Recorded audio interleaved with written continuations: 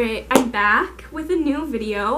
I am a little scared of this video because today I'm going to be starting a series that I've been avoiding. And I've been avoiding these series for multiple different reasons, but today I've decided that enough is enough and that I'm actually going to start them because otherwise they're just going to be sitting on my shelf forever. And I'm never going to read them. So I am forcing myself to start them because I'm sure when I start them I will want to continue them. It's simply getting to the starting point that I need to overcome.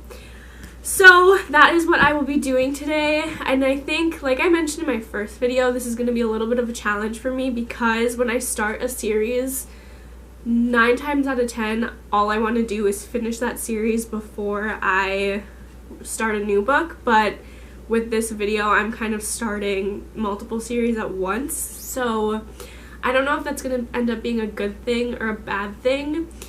I think that, honestly, I think they're different enough that they will kind of serve as palate cleansers if I need them, but yeah, I have an order in which I'm planning on reading them that I think makes the most sense in my brain and based on the mood I'm in, because I am very much a mood reader, so I can't force myself to read books that I'm not in the mood for, which is another reason that this is kind of a challenge, because me being scared of them means that I'm not necessarily in the mood to read them, but we are pushing ourselves and forcing ourselves out of our comfort zone this year. So the first book that I'm going to be reading is Binding 13 by Chloe Walsh. I have been avoiding this series mainly because of the polarizing opinions on it.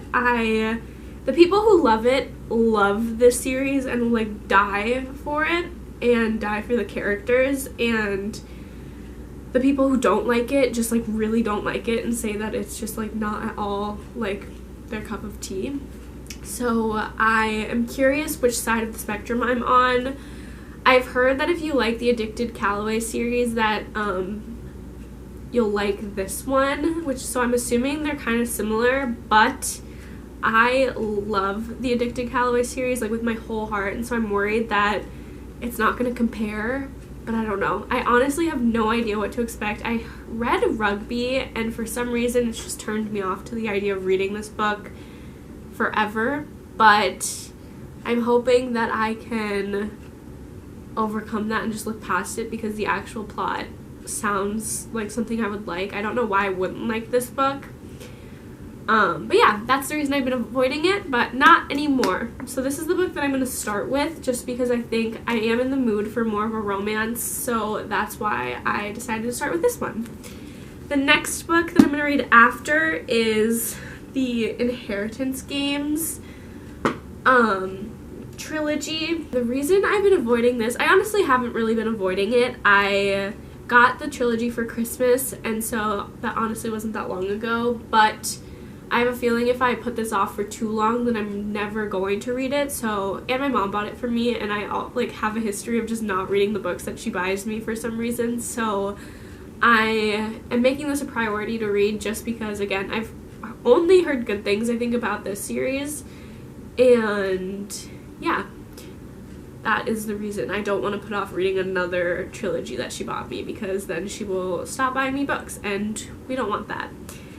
And then, as the finale for this video, I am going to be starting Throne of Glass. I have been so scared to read this because I read ACOTAR and I loved it, but for some reason I have literally been putting this off for months. Because I've heard there's so much hype around this series, and I'm sure it's completely valid. But then, I hear that some people loved ACOTAR and couldn't get into Throne of Glass. Some people loved ACOTAR but loved Throne of Glass even more. And so it's just, there's so many opinions on this series that I don't even know what to think. And one of my coworkers is reading it right now. She's on, the 3rd book, I think, and she really likes it. And so I want to read it at the same time as her because we read ACOTAR, at the same time. And so I like having her to talk to about it because I don't really have anyone else in my life who's read these books. So I just need to force myself to start it. And there's also just the controversy of what book to start with and when to read Assassin's Blade. And honestly, I've looked at all of the different reading orders that you can read, and I've just gotten there's so many, again, people have such strong opinions on what book you should start with, and I can't deal with it anymore. So I'm starting with the prequel, because it's a prequel and it makes sense to start with it. So that's what I'm doing, and I'm not taking any other opinions into account. So yes, I am starting this book. This will be the finale of this video. I'm still scared. I am scared of it, but it's good to face your fears. And that is what I'm doing by starting it. And I think once I do start it, I think I will want to continue it. It's just getting over that first initial hump that's gonna be hard. But yeah, so those are the 3 books that I'm planning on reading for this video. I will update you when I've started Binding 13. I think I'm going to start it in just a minute after I eat something. But yeah, I will update you when I have thoughts on the book, because right now I have none. So I will see you guys later with an update.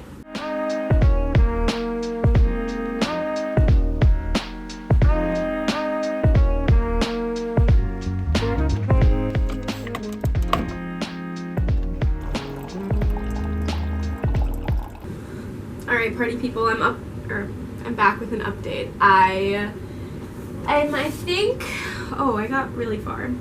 I am, let's see, around 400 pages in, and it's on track to being a 5-star read, 100%.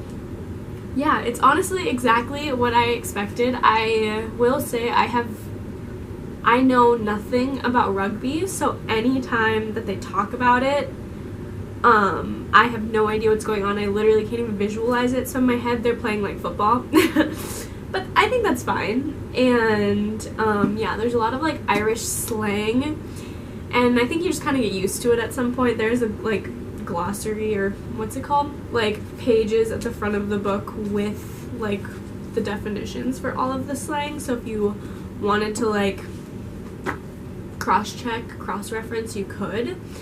But overall, I'm really liking it. There's a lot of who did this to you moments in the book, which I love and appreciate. I will say it's a slow burn, and I'm this far in and we're still slow dancing in a burning room, if you will. And I will say I'm not the biggest fan of a slow burn. I like it when the couples get together by the halfway point.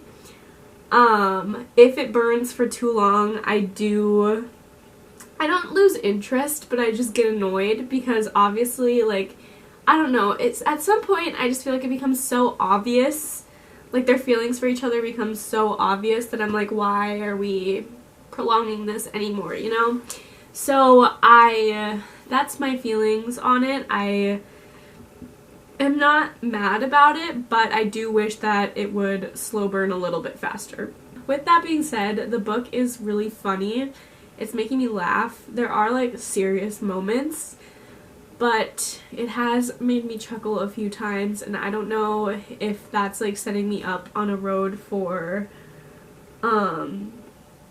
betrayal. I don't know if it's gonna tear my heart out at some point. I really hope it doesn't, but yeah, I am understanding the hype about it. I am worried because I am so invested in this that I know when I finish it, I'm gonna want to read the next one, but that is not the concept of this video, so I won't get to read the next one right away, which kind of makes me sad. I do understand the hype though, and I understand why people would ride so hard. I will say, I do sometimes forget, because you're reading about, they're 2 high schoolers, one, she's 16 and he's 17, and so at times I'm reading it and I'm I really hope this doesn't go further than, I don't know, sometimes I just forget that I'm reading about 2 young teenagers, so there is that to keep in mind, but it's not young adult by any means. It is pretty vulgar, if you ask me. I will probably finish this tonight. I have some homework that I need to do, but my plan is to finish it tonight, if not tomorrow morning. I'm sure that won't happen though, and I will probably finish it tonight and the reason that I know it's on track to be a 5-star is because I like haven't wanted to put it down, and that happens a lot with me with like all books, is I will just binge them because I'm incapable of setting a book down for an extended period of time before finishing it. But with this one, not only do I like not want to put it down, but I've like woken up and like all I've like structured my day around is when I'm gonna get to read it next and stuff like that. And that's how I know that I really like a book, as opposed to just like, oh yeah, I'll wake up tomorrow and I'll read it at some point. But no, today I've like planned my day around when I'm gonna get to finish this book, and I've been like sad that I have to go to work and like go to school, so I can't keep reading. So that's how I know it's on track to be a 5-star book. I will get back to you probably when I finish. I don't think I'll have any more updates between now and then, but I'm excited to finish and see how it ends, and we'll see if I am capable of holding off from reading the next one. Well, I'll have to be, but we'll see how long it takes me to read the next one after I finish this one. But I'm gonna go do some homework, and then I will continue reading and talk to you when I finish the book.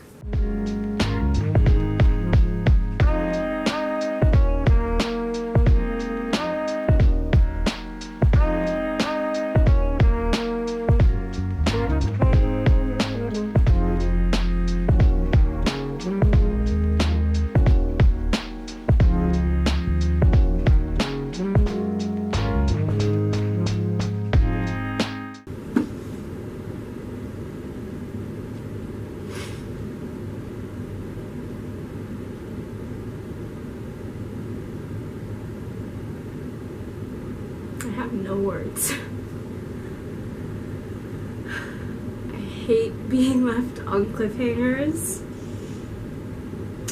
and I was left dangling on the cliff.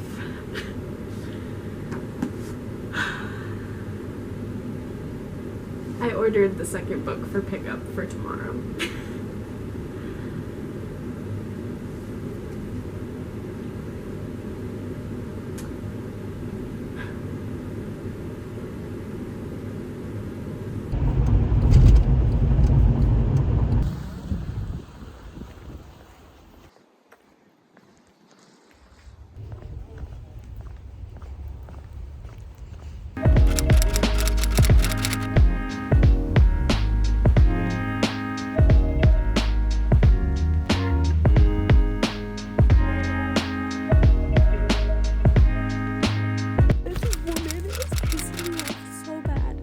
Not get to start acting like a mom now. No, I'm so angry right now. This woman keeps surprising me. She keeps getting worse because the hypocrisy. She just said, if I find out that your son has put a hand on my daughter, I'll have him arrested.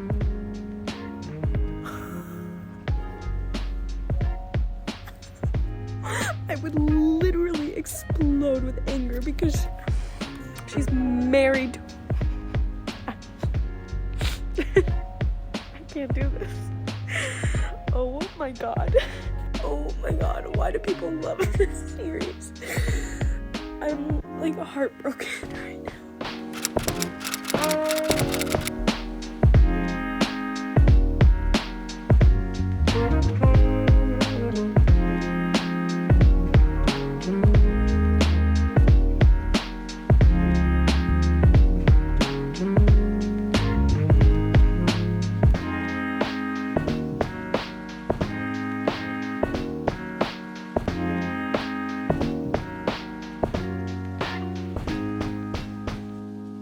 So I'm back with an update. I am almost halfway through the Inheritance games, and it took me a little bit to get into it, and it's honestly taken me a little bit to read it. It's been a couple days since I started, and it's not that it's bad, it's just, it's a little slow, and the only thing really going on is like them trying to solve a bunch of riddles, And I don't think this is a spoiler because you can like find this information on the back of the books, but I was reading the back of the second and third book just to kind of see what they were going to be about, and I realized you don't find out the reason why she's the one who inherited like all of the money and properties until the third book.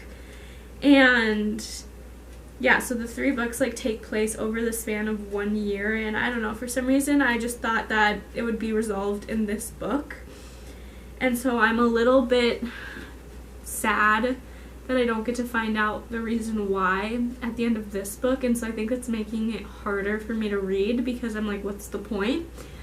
I don't know if I can wait 3 books to figure out, to like learn the reason, but I think it's good and it's interesting. Pretty much it just follows the main character Avery. She inherits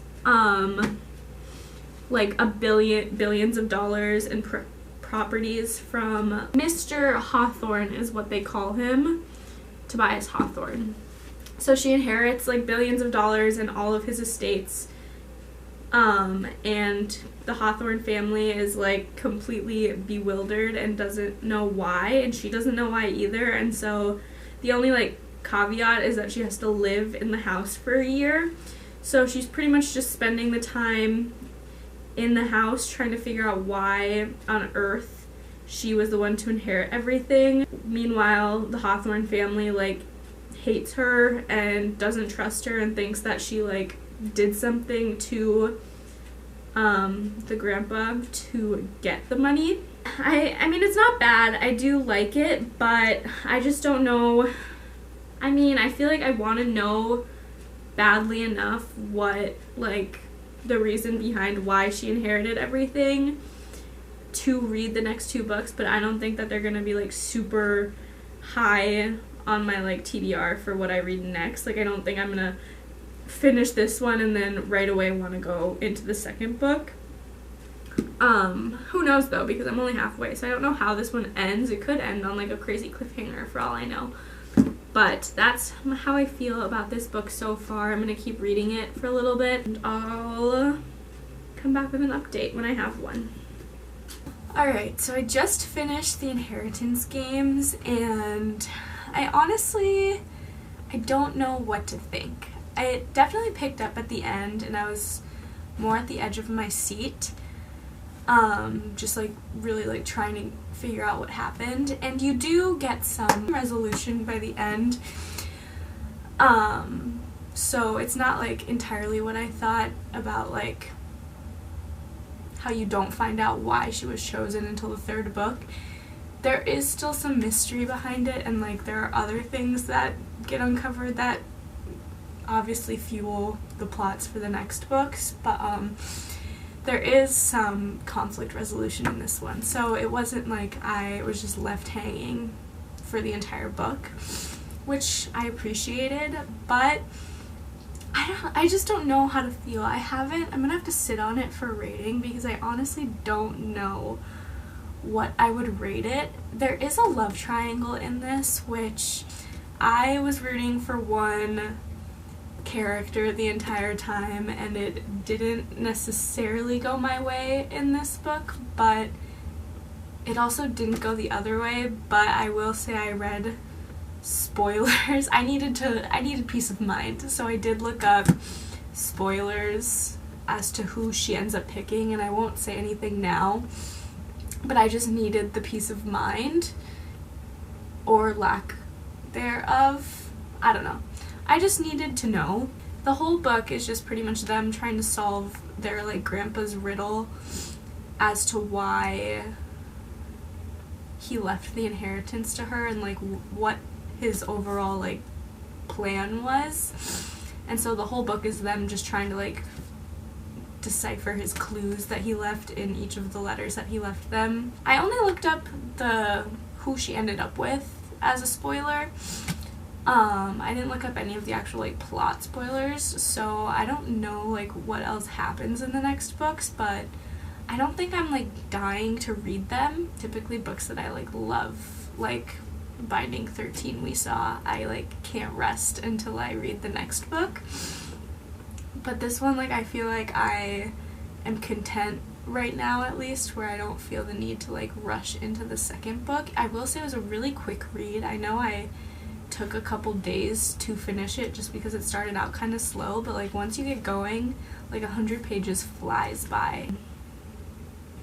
I don't know how to feel about it. I am not one for love triangles. I mean, okay, I am one for love triangles when they end the way I want them to end. And I don't know, is it spoiling the book if I say that it doesn't end the way I want it to? I'm not saying like what side I'm on. I might give it like a 3-star. But it's not bad. Like, I would recommend it if you're looking for like a fun little like riddly game. It was a good book. Like, it was fun to read, but I'm just not like itching to read the next ones.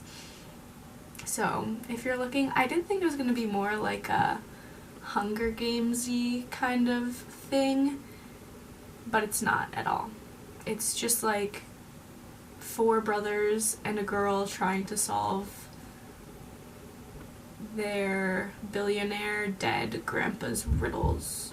That is the plot of this book in one sentence. I was getting to like the last like couple chapters of this book and I was like, oh no, I was getting that feeling like I was gonna have to read the next book like right away because I wanted to know what would happen. And I had suspected what happened at the end in a way at the beginning, but like I didn't predict it the way that it actually ended up happening. I was getting that feeling of, oh, I need to read this the next book as soon as possible, up until like the very end, and then I was like, well, do I? And then I looked up the spoiler and I was like, no, I don't want to, because I'm just gonna be let down. But I don't think I'm gonna be let down. I just think I need time to mentally process that it doesn't end the way I've been wanting it to end this entire book. But yeah, those are my thoughts. I don't know when I'm gonna start Assassin's Blade. I don't know if I have it in me to start it tonight or if I wait until tomorrow or the weekend. I don't know. I'll get back to you when I start the book, but yeah, just know that I'm still scared of it, but I have to force myself to start it or it's just gonna keep getting put off. I'll get back to you when I start Throne of Glass.